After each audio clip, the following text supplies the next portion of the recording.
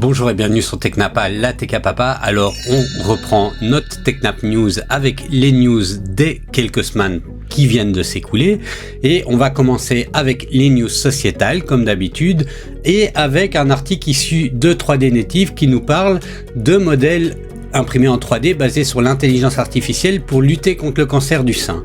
Alors de quoi est-ce qu'il s'agit? Ricoh, qui est principalement connu pour ses imprimantes traditionnelles, on va dire. Donc Ricoh USA, à travers sa division Ricoh 3D for Healthcare, qui est elle-même connue pour créer des dispositifs médicaux sur mesure, s'est associé à une boîte tech du nom de Symbiosis, qui travaille avec l'intelligence artificielle et la modélisation sur ordinateur. Ces deux boîtes ont lancé une collaboration pour explorer des nouvelles technologies pour soigner le cancer du sein. En fait, ils veulent utiliser l'IA et l'impression 3D pour améliorer les opérations chirurgicales et rendre les traitements plus personnalisés pour les femmes atteintes de ce cancer. L'idée, c'est de fabriquer des solutions médicales qui pourraient changer la manière de traiter et de gérer le cancer du sein. En mettant ensemble leurs compétences, ils espèrent innover dans le domaine médical. Ils ont même présenté des premiers modèles de cancer du sein grâce à l'IA et à l'impression 3D lors d'une conférence de chirurgiens spécialisés dans le domaine. Cela a permis de montrer à quoi leur technologie pourrait servir. Cependant, bien que ces modèles soient impressionnants, ils ne sont pour l'instant utilisés que pour l'éducation, pas encore pour diagnostiquer ou traiter les patients, mais c'est déjà un grand pas pour le futur des traitements médicaux. Alors, on va parler un petit peu sport avec un article que j'ai retrouvé ici sur SABC News.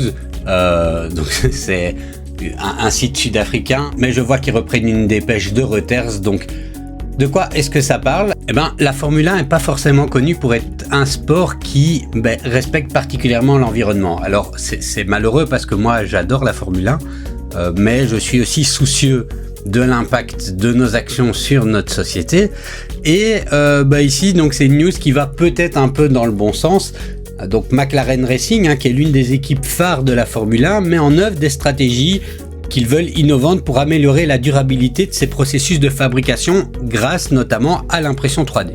Alors cette technologie permet à l'équipe de produire un volume plus élevé de pièces prototypes, essentielles pour le développement rapide et efficace de leur voiture, et ça marque donc une avancée significative vers des méthodes de prototypage plus respectueuses de l'environnement, dans un sport qui vise à atteindre une empreinte carbone nulle d'ici 2030, et ça c'est intéressant de l'entendre. Alors l'équipe dispose d'un laboratoire dédié à l'impression 3D dans son siège situé au sud-ouest de Londres, équipé de plus de 20 machines. Ces imprimantes sont capables de produire une grande variété de composants allant de conduits et pièces de carrosserie au gabarit, mais elles sont également utilisées pour créer des modèles et des prototypes destinés aux tests en soufflerie. Le directeur des opérations chez McLaren, Piers Steen, explique que cette technologie est particulièrement adaptée à l'environnement de la Formule 1 où une production en petite série, souvent à l'unité, est la norme. L'impression 3D permet une fabrication précise et rapide de pièces complexes, ce qui est crucial pour le développement continu des performances de la voiture. Il nous explique ainsi que l'assemblage d'un élément tel que l'aile avant d'une voiture de Formule 1 nécessite jusqu'à 10 000 pièces, incluant des moules, des sous-composants et divers outils. L'impression 3D joue donc un rôle clé dans la production de ces composants, permettant une grande flexibilité et une réactivité dans le processus de conception et de fabrication. Un peu plus loin dans l'article, on apprend que c'est avec Stratasys, une firme israélo-américaine spécialisée dans l'impression 3D, que McLaren a noué un partenariat pour réaliser ceci, et ils utilisent une gamme de filaments, y compris du carbone et des matériaux recyclés, ce qui aide à réduire les déchets et les émissions. Enfin, alors que la Formule 1 s'engage à utiliser un carburant 100% durable d'ici 2026 avec l'introduction de nouveaux moteurs, les défis majeurs restent notamment en termes d'émissions liées à la logistique des déplacements des équipes et des spectateurs à travers le monde.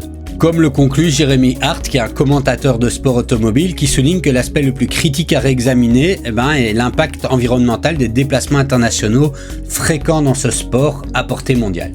Bon alors l'écologie et l'impression 3D c'est quelque chose qui peut aller bien ensemble et je reprends ici encore un article de 3D Natives qui a interviewé les responsables d'une start-up qui s'appelle Urban Reef, une start-up néerlandaise et qui veut faire de l'architecture urbaine et de l'impression 3D un combat commun pour avoir des villes plus vertes. De quoi est-ce que nous parle cette interview? En fait, l'impression 3D attire l'attention de différents secteurs en raison de son potentiel pour la numérisation et une production plus écologique. De nombreux projets utilisent désormais des matériaux naturels comme l'argile ou les déchets alimentaires pour l'impression 3D, permettant des applications innovantes. Parmi Eux, une start-up, donc celle dont on a parlé, Urban Reef, se distingue en combinaisant l'impression 3D avec des matériaux naturels pour envisager des villes plus vertes et plus inclusives. Urban Reef développe donc des structures nommées Reef, conçues pour intégrer les écosystèmes urbains et répondre aux défis environnementaux. Ces Reef, qu'on voit ici, utilisent des matériaux comme la céramique et explorent l'utilisation des ressources locales comme l'argile pour minimiser l'empreinte carbone. Les reefs sont conçus pour favoriser la biodiversité urbaine et améliorer la gestion de l'eau de pluie, contribuant ainsi à réduire les îlots de chaleur urbains. Et donc, la vision d'Urban Reef pour l'avenir de l'architecture urbaine repose sur l'utilisation de l'impression 3D pour créer des structures qui s'intègrent harmonieusement dans leur environnement naturel, transformant ainsi l'approche traditionnelle de la construction et de l'aménagement urbain. Donc, voilà, encore une initiative sympathique, j'espère qu'elle pourra aboutir. Et je suis curieux de voir à quoi ressemblera nos villes demain. Alors on voit de plus en plus impression 3D et chaussures, j'en ai déjà parlé dans quelques-unes de mes vidéos, et ici vous voyez que le 11 avril, Nike a publié sur leur site leur vision du futur de la chaussure avec l'impression 3D. Alors je suis pas très fan des sneakers en général et des chaussures, et là ça me vend pas du rêve, en tout cas le design, mais voilà. Alors qu'est-ce qu'ils disent dans ce long article, vous voyez, qui est quand même très très conceptuel. Qu'est-ce qu'ils nous disent? Au sein du bâtiment LeBron James Innovation de Nike à Beaverton, dans l'Oregon, une équipe de designers réalise des avancées significatives dans la technologie de chaussures, notamment avec un prototype révolutionnaire pour la chaussure de taille 21 de Victor Wembanyama. Taille 21, c'est taille 21 américaine. En cherchant cet article, moi je connaissais pas ce basketteur qui en fait 2m24, c'est un type énorme. Et surtout, si vous voyez, a des énormes pieds. En fait, des pieds taille 21, apparemment, ça correspond à du 56 chez nous. Et donc, il y a des énormes chaussures de 56. Et donc, voilà, il fallait... Nike, lui, a fait des chaussures sur mesure, tout comme cette société qui lui a aussi fait des chaussures sur mesure. Donc, voilà. Bon, revenons à l'article de Nike. Et donc, Nike a fait un prototype inspiré par la structure complexe d'un cristal de bismuth qui intègre une unité Nike Air unique conçue pour améliorer la performance et le confort pendant le jeu.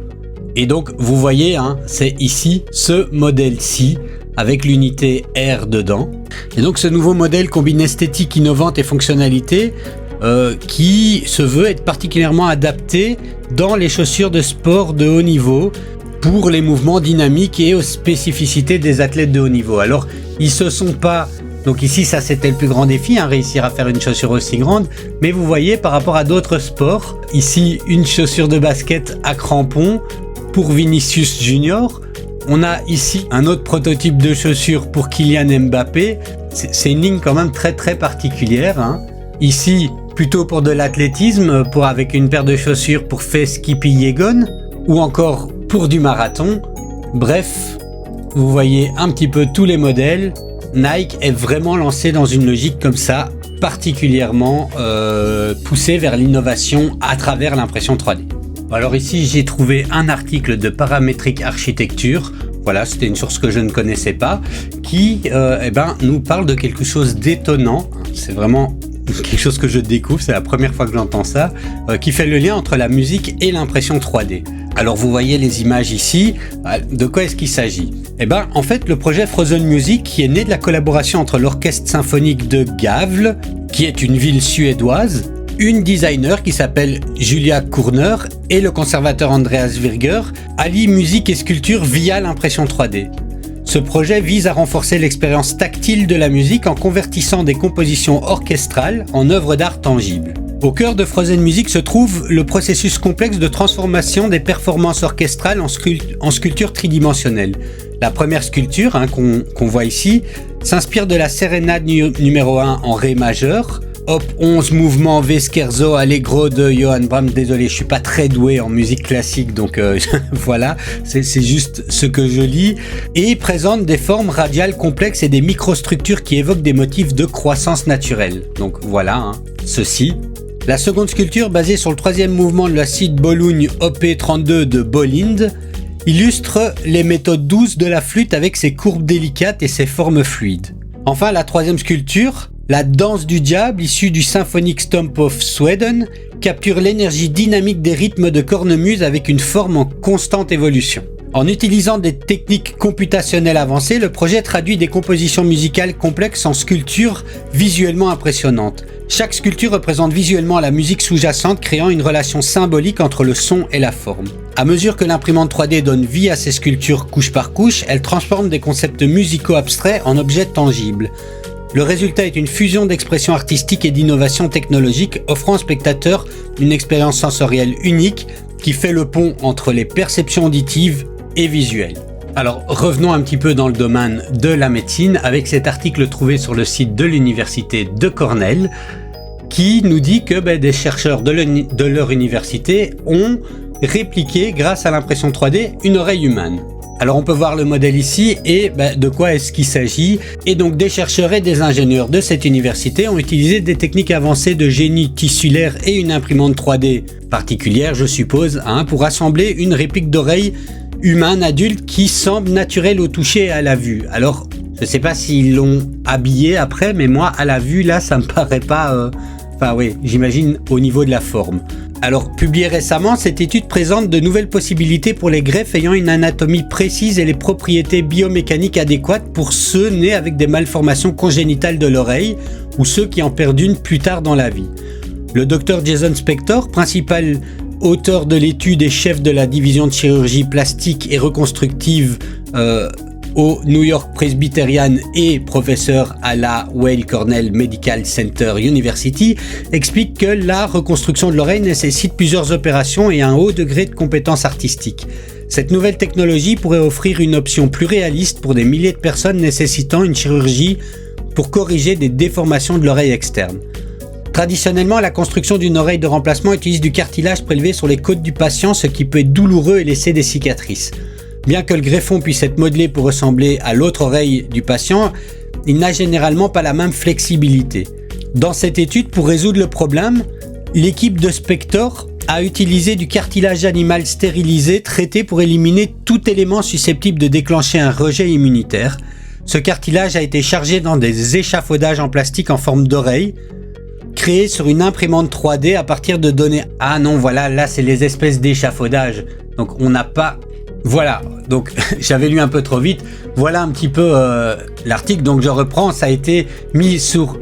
Ils ont imprimé en 3D cet échafaudage, donc c'est ça l'impression 3D. Et après, ils utilisent des cellules, etc. pour développer quelque chose qui a quand même pas l'air d'être très frais. Mais voilà, enfin, ça a quand même quelque chose d'un peu horrible. Bon, donc je reprends, dans cette étude, pour résoudre ce problème, l'équipe de Spector a utilisé du cartilage animal stérilisé traité pour éliminer tout élément susceptible de déclencher un rejet immunitaire. Ce cartilage a été chargé dans des échafaudages en plastique en forme d'oreille créés sur une imprimante 3D, donc voilà, c'est ceci, à partir de données d'une oreille humaine. Ces petits morceaux de cartilage servent de renforcement interne pour induire la formation de nouveaux tissus à l'intérieur de l'échafaudage, on voit ça ici, prévenant ainsi la contraction. Au bout de 3 à 6 mois, la structure s'est développée en un tissu contenant du cartilage qui reproduit de près les caractéristiques anatomiques de l'oreille, y compris le bord hélicoïdal, l'anti-hélix et la cuvette conchale centrale. Donc voilà, c'est des termes techniques, mais bon, c'est pas très... Et si je comprends bien, l'oreille s'est développée à l'intérieur de la souris. Alors, bon, voilà. On fait des choses étonnantes et... je sais pas quoi en penser, personnellement. Enfin, des études biomécaniques ont confirmé que les répliques possédaient une flexibilité et une élasticité similaires au cartilage auriculaire humain. Cependant, le matériel conçu n'est pas aussi résistant que le cartilage naturel et pouvait se déchirer. Pour remédier à cela, Spector envisage d'ajouter des chondrocytes, idéalement dérivés d'un petit morceau de cartilage prélevé sur l'autre oreille du receveur pour reproduire un greffon biomécaniquement très similaire à l'oreille native. Bon, voilà... fraîcheur, j'espère que vous n'êtes pas occupé de manger en regardant ça.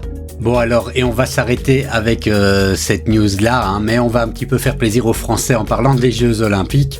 Donc Pinarello, le fabricant italien de vélos basé à Trévise, a introduit 2 nouveaux vélos qui seront utilisés, donc des vélos de piste aérodynamique qui seront utilisés par l'équipe d'Italie. Un vélo imprimé en 3D et un vélo qui est fait en fibre de carbone. Alors, le vélo imprimé en 3D est celui-ci Il est fait dans un alliage de Scalmalloy, je ne sais pas, je ne connais pas je ne connais pas ce matériau. C'est un alliage robuste adapté aux contraintes élevées et c'est le vélo qui est destiné aux hommes. Tandis que le vélo destiné aux femmes, en fibre de carbone, lui, est fabriqué de manière plus conventionnelle et se distingue par une meilleure vitesse grâce à sa légèreté. Alors, le vélo ici imprimé en 3D, qui est donc le bolide FHR 3D, a d'abord été utilisé lors de la tentative réussie de record de l'heure par Filippo Ganna et est considéré comme le premier vélo haute performance imprimé en 3D. Il intègre des technologies avancées comme Airstream et Airfoil pour optimiser l'aérodynamisme. Alors, le coût de ces vélos varie puisque celui féminin en carbone tourne autour de 12 500 €, alors que celui plus innovant en 3D tournera autour de 28 750 €. Bon, alors je vais être un petit peu plus court sur les news sociétales pour passer un petit peu à l'actualité des constructeurs, puisque ils se sont pas mal déchaînés ces dernières semaines. Bon, alors dans les nouveautés machines, on va commencer par une machine que ni moi ni vous allez probablement acheter, puisqu'il s'agit plutôt d'une machine faite pour la production industrielle, mais voilà, moi je trouve ça quand même sympa à regarder. Et donc c'est Formlabs qui vient de sortir qui viennent d'annoncer plutôt leur Form 4. Alors voilà, on a une imprimante résine qui est conçue pour fonctionner de manière ultra rapide. Alors ici ils disent qu'une pièce comme ceci ils mettent 1h38 avec la Form 4, alors qu'avec la Form 3 Plus ils mettaient plus de 10 heures. Qu'avec une imprimante de référence, et c'est là, je ne sais pas c'est laquelle, ils mettent 4h11 et qu'en FDM on va mettre 3h37. Alors la Form 3 était quand même vachement lente. Et donc voilà, ils nous montrent une série de choses qu'ils ont faites comme ça avec leur imprimante résine. Alors quand vous voyez le prix à partir de 4 349 €, c'est pour ça que je disais que c'était pas forcément pour nous aujourd'hui. Et au niveau des spécificités techniques, bon, on va pas tous les passer en revue, mais on est sur un volume de construction de 20 sur 12 sur 21, donc c'est pas énorme non plus. Bon, voilà, je ne connais pas assez le monde industriel et les imprimantes industrielles pour savoir ce que ça vaut par rapport à celles qu'on a l'habitude de voir à des prix 10 fois moins élevés dans le secteur résidentiel, mais tant qu'à faire, regardons leur petite vidéo.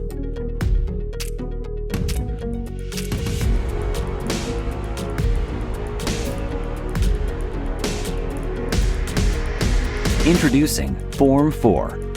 So fast, it will change the way you work. With most prints in under 2 hours. Iterate several times a day. With a proprietary release texture, flexible film tank, and ultra-high optical power. Produce parts that always fit, rivaling injection molding with 50 micron pixels, advanced pixel smoothing, and light touch supports. Achieve an unmatched print success rate with validated print settings, precision heating, force sensing, debris detection, and remote monitoring. Tackle any problem with industry-leading materials. With an upgraded mixer and dispense system that support highly viscous and filled resins. And do it all with a workflow anyone can learn in 15 minutes. With instant material changes, comprehensive software, and automated post-processing. Enter a new era of performance, built on our next-generation low-force display print engine, featuring a high-power backlight unit, light processing unit 4, release texture, and a flexible film tank, delivering extreme speed, reliability, and print quality. Now, anyone can perfect their products, keep production running, or improve patient care. The tool you've been waiting for, Form 4. Bon, avant de passer aux nouveautés machines ou aux annonces de nouveautés machines que nous pourrions acheter, on va encore regarder un petit peu du côté du monde industriel avec l'Ultimaker Factor 4 qui a été annoncé. Alors Ultimaker, c'est le fabricant qui est derrière Cura, que beaucoup de gens connaissent, et qui fait des imprimantes industrielles. Alors ici, donc l'article, on n'est pas sur le site d'Ultimaker, mais je trouvais l'article intéressant sur Makershop 3D qui nous explique un petit peu les nouveautés de cette machine qu'on voit ici avec un look sympa. Moi j'aime bien ici les filaments stockés en bas avec la machine en haut, mais voilà, je ne vais pas pouvoir m'en acheter une et j'en aurais pas vraiment, je crois, la raison de l'utiliser. Ils utilisent des technologies qu'on a déjà ou qu'on n'a pas encore, hein. Ça dépend sur certaines de nos imprimantes à nous.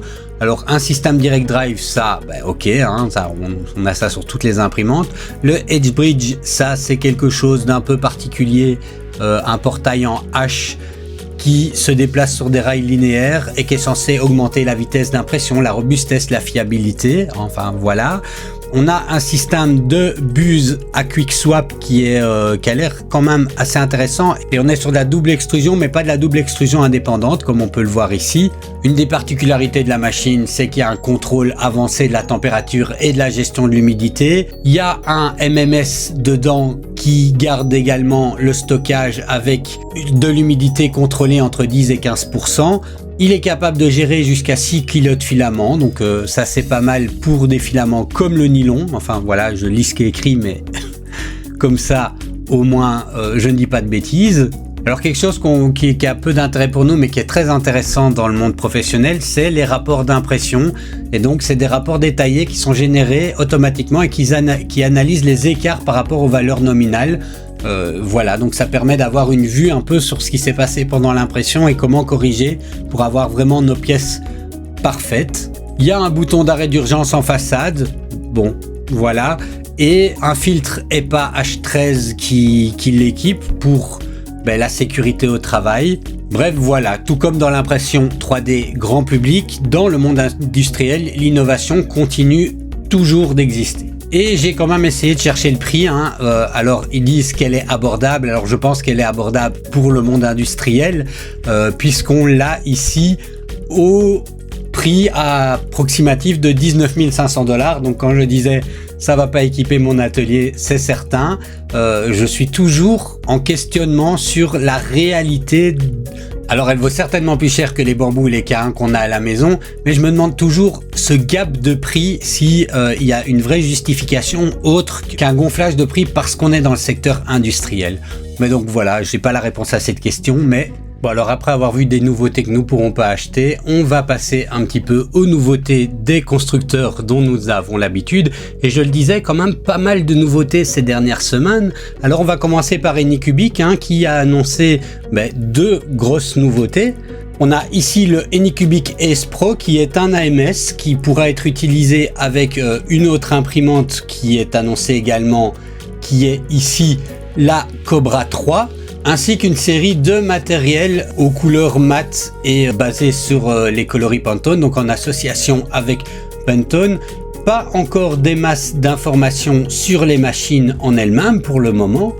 Donc on a en fait même pratiquement rien comme information que ce qu'on voit là. Et à côté de ça, on a également une nouvelle imprimante résine pour laquelle là ils ont donné un petit peu plus d'informations. C'est la Photon Mono M7 Pro. Alors ils ont oublié la Mono 6, mais apparemment il n'y avait pas de Mono 4 non plus, donc voilà. C'est une imprimante qui se veut être extrêmement rapide, hein. Donc on est à 130 mm par heure en résine standard ou 170 mm par heure avec des résines de haute vitesse, avec une hauteur de couche de 0,1, hein. Donc on n'est pas en 50 microns pour cette vitesse-là. On a un écran 14K avec une taille d'impression, je pense l'avoir vu passer quelque part, voilà ici, de 23 sur 22 sur 12, c'est correct par rapport au standard maintenant. Donc ça, on est dans les imprimantes, avant c'était les grandes tailles, maintenant on est dans les imprimantes moyennes de grande taille. On a un système de contrôle de la température, alors ça c'est vraiment pas mal par contre. Et on a un système pour la résine, toujours basé sur les bouteilles. Je ne sais pas s'il a évolué depuis le système de la M3 Max, mais moi j'avais pas été particulièrement épaté par ce système à l'époque, donc à voir. Donc sachez que vous pouvez l'avoir pour moins cher pour le moment. Il faut faire une précommande de 30 $, payer le solde entre le 7 et le 9 mai et vous recevrez la machine pour un prix réduit ainsi que une boîte d'une valeur de 99 € qui inclut de la résine haute vitesse, de film FEP et une Mystery Box. Personnellement, j'ai pas des masses d'accord avec Anycubic, donc je ne pense pas la recevoir, mais peut-être que je l'achèterai par curiosité. Alors, autre nouveauté que je vous montre là ici en image, c'est cette Seohan Windstorm S1 qui est une imprimante qui est pas exempte de défauts. J'ai fait un test sur ma chaîne, vous pouvez la retrouver, mais qui est sortie ces dernières semaines et que je trouve quand même avoir des choses très intéressantes. Peut-être son positionnement tarifaire n'est pas super face à la concurrence. Toujours est-il, un nouveau constructeur avec une nouvelle machine, c'est toujours quelque chose d'intéressant à voir dans ce monde de l'impression 3D. Alors, autre nouveauté, c'est chez Kiddy et leur Q1 Pro qui est aussi sorti ces dernières semaines. Là aussi, j'ai pu faire un test sur ma chaîne. Si vous voulez le retrouver, c'est une imprimante qui a un potentiel intéressant, qui reprend un peu les caractéristiques de la grande sœur, la X-Max 3, mais voilà, qui a aussi quelques concessions et donc un avis un tout petit peu plus nuancé sur cette machine-là, qui reste malgré tout, je pense, quelque chose de très intéressant à voir. Et j'espère qu'il y aura une descente du prix, puisque c'est peut-être aussi là l'écart avec d'autres constructeurs, notamment chez Flashforge, qui fait qu'elle remporte pas pour le moment tout haut la main. Alors, autre nouveauté constructeur également, c'est la Sovol SV08 qui est une machine de 35 cm sur 35 sur 34 Core XY qui s'inspire très largement de l'architecture des Voron, des Voron 2.4 avec 4 moteurs Z indépendants, clipper, tout ça. Donc ceci, je suis en discussion avec Sovol pour pouvoir en faire un test sur ma chaîne. On verra bien si j'en ai une et si je fais le test. Pour le moment, je n'ai pas, j'attends de savoir si je vais pouvoir l'avoir. Si je peux pas l'avoir via Sovol, je pense quand même que je vais peut-être m'en acheter une parce qu'elle me rend quand même curieux, cette imprimante.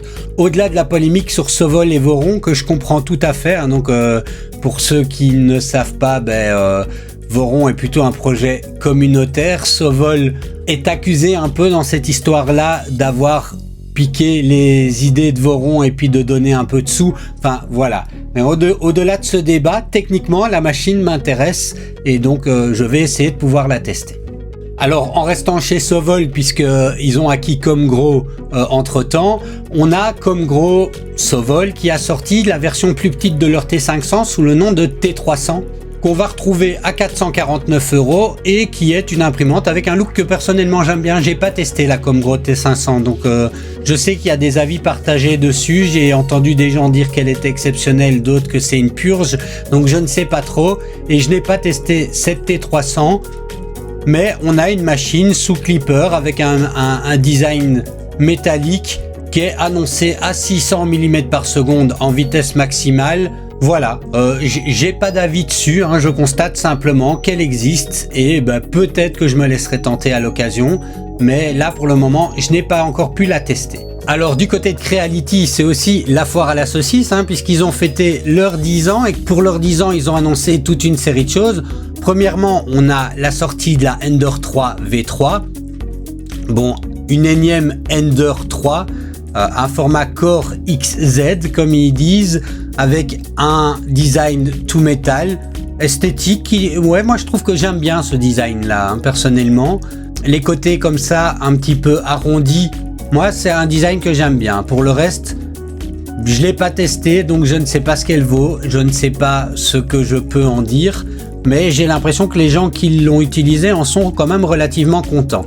Et pour un prix, donc on est sur une imprimante qui fait 22 sur 25 pour un prix de 349 $. C'est un prix que je trouve correct. Et ils ont annoncé, c'est pas encore achetable, mais ils ont annoncé dans le cadre de leur 10e anniversaire, Creality, à côté de la sortie là maintenant de la Ender 3 V3 ces derniers temps, ils ont annoncé une nouvelle K2 avec un système d'AMS qu'ils appellent le CFS, le Creality Filament System. On sera sur une machine de 35 cm sur 35 sur 35 pour la version K2+, avec un système multicouleur, avec, comme chez Bambu Lab, un système de puce RFID pour sélectionner automatiquement les caractéristiques du filament en utilisant leur bobine à eux, je suppose. Et ils parlent de 16 couleurs, donc on pourra, comme chez Bambu Lab, les additionner pour arriver jusqu'à 16 couleurs. Ils ont également annoncé la Ender 3 V3 Plus qui sera la déclinaison en 30/30/30 de la machine Core XZ dont je viens de vous parler. Ils ont annoncé une nouvelle imprimante résine, la Alloy Mage S, avec un écran 14K de 10 pouces 1 et une vitesse de 150 mm par heure. Alors avec un capot comme ça qui s'ouvre vers l'avant, ça c'est le genre de choses que j'aime bien, et un système basé sur leur Creality Cloud Alloy OS, excusez-moi, un système de purificateur d'air intégré, donc on verra. Et à côté de l'impression 3D, ils ont également annoncé des nouveautés dans les autres secteurs sur lesquels ils sont présents, c'est-à-dire le laser avec le Falcon 2 Pro de 60 watts. J'ai fait le test du Falcon 2 Pro de 22 watts sur ma chaîne, vous pouvez retrouver. On va être globalement sur la même idée avec un laser différent.